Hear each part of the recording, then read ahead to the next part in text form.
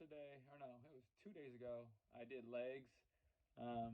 And I kind of did a little bit something different. I used the landmine. Essentially, what it is it's you put the barbell in like an apparatus that's like up against the floor. I used the landmine to do some different leg movements. I'm just gonna go ahead and share them with you. If you want to give them a try, go ahead and give them a try. I think they'd be good to switch up the routine. Like I said, try different exercise, try different movements, see what works for you, see what doesn't work for you. But I started it off, I did Smith machine squats, and then right after that, I did so I do like a set of Smith machine squats, and then I would do body weight lunges. I usually do 15 each leg, so I'll just walk back and forth.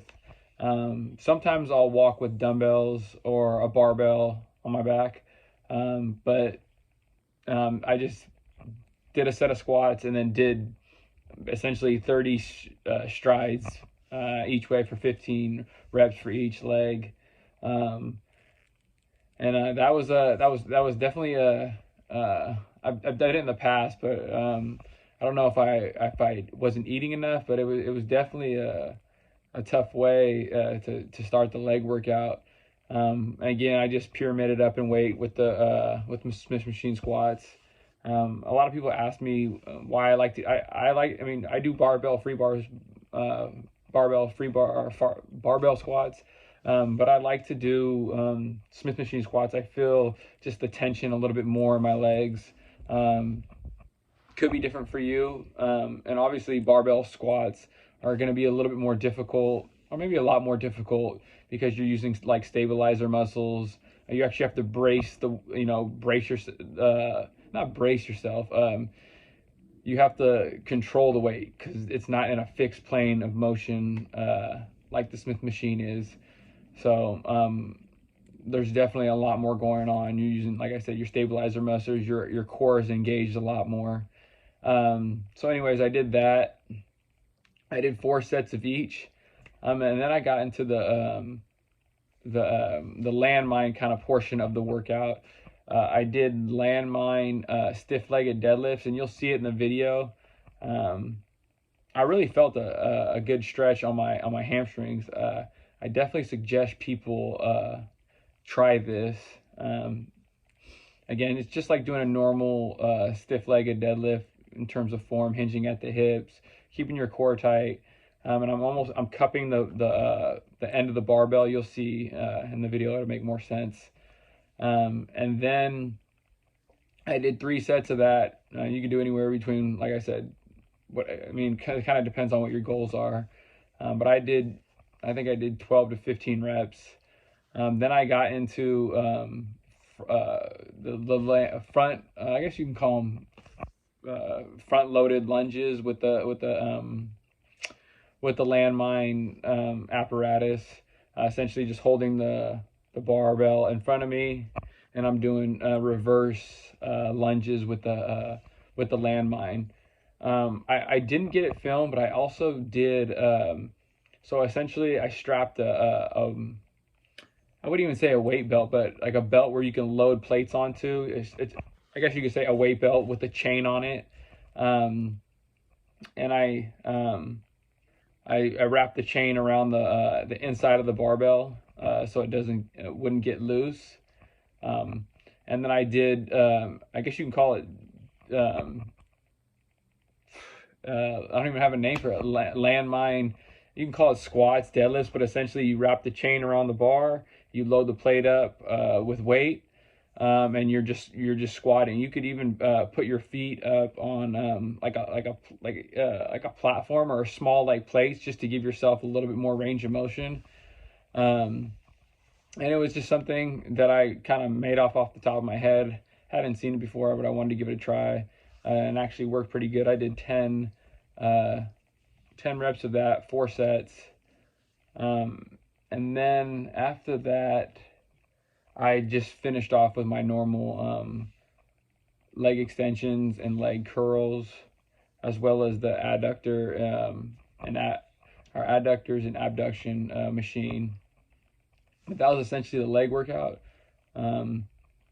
I thought it was interesting because I never really used like the Landmine apparatus for like a leg day, so I just wanted to try it, switch it up, something a little bit different than what I'm normally accustomed to doing. But give it a shot. Let me know what you think.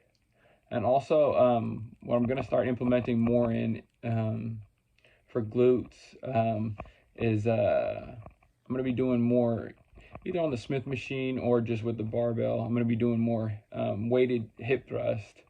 It's a good way to engage the glutes. And you can kind of find what positions work for you. Some people like their feet a little bit more narrow when their back's up against the pad. Some people like their feet a little bit more wide. You kind of got to mix and match.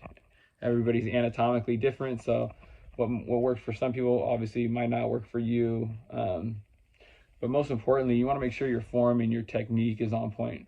I see people loading way too much weight on it, and almost like ego lifting, and you're not really getting much out of it. You're kind of straining your joints and your ligaments as opposed to, lowering the weight, making sure your form's on point, and then using progressive overload in order to gain, strength, muscle, whatever you're trying to do. The other day, some kid asked me, how do I increase my bench? And that's kind of like a loaded, broad question. If you're trying to gain strength and muscle, obviously what I told him is you want to implement any type progressive overload is going to be key. You want to be getting stronger over the weeks, over the months, and then obviously you need to be eating enough calories in order to gain that muscle. You can't build a house without materials. Essentially, when you work out, you break your body down, and then you need to feed it through nutrition. You need to make sure you're hydrated. You need to make sure you're getting ample amount of sleep to recover. So all those are factors in gaining muscle, and obviously genetics play a huge factor in it. I'll go over that in another video, but I've just been getting a lot of different questions, especially since I work at the gym. So people will come up to me and ask me different questions like that all the time. So yeah, those are kind of the basics. I'll get into my perspective a little bit maybe deeper in the next video, but progressive overload, adequate nutrition, getting enough sleep, make sure you're staying hydrated, make sure even you're getting enough micronutrients, the macros, the protein, carbs, and fats. Start tracking, your calories to have an understanding of what you're eating. Take a multivitamin, and you could take creatine if you want. That will also help increase work capacity. So don't be afraid to take, your 5 grams a day. You don't need to load like the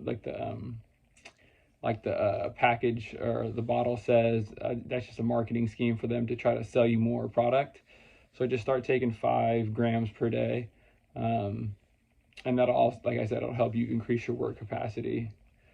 What else was I gonna say? Yeah, that's gonna wrap it up pretty much for today. But yeah, so that was the leg day. Give it a shot. Let me know what you guys think in the comments. Don't forget to like the video, subscribe. I think we're almost at 300 subscribers, which, hey, it's kind of cool. It's been a fun ride. I appreciate those that do watch the videos and that do subscribe to the channel. Means a lot. And hopefully we can keep this rocking. And yeah, let's have some fun and let's get these gains. All right, I'll check y'all in the next one. Out.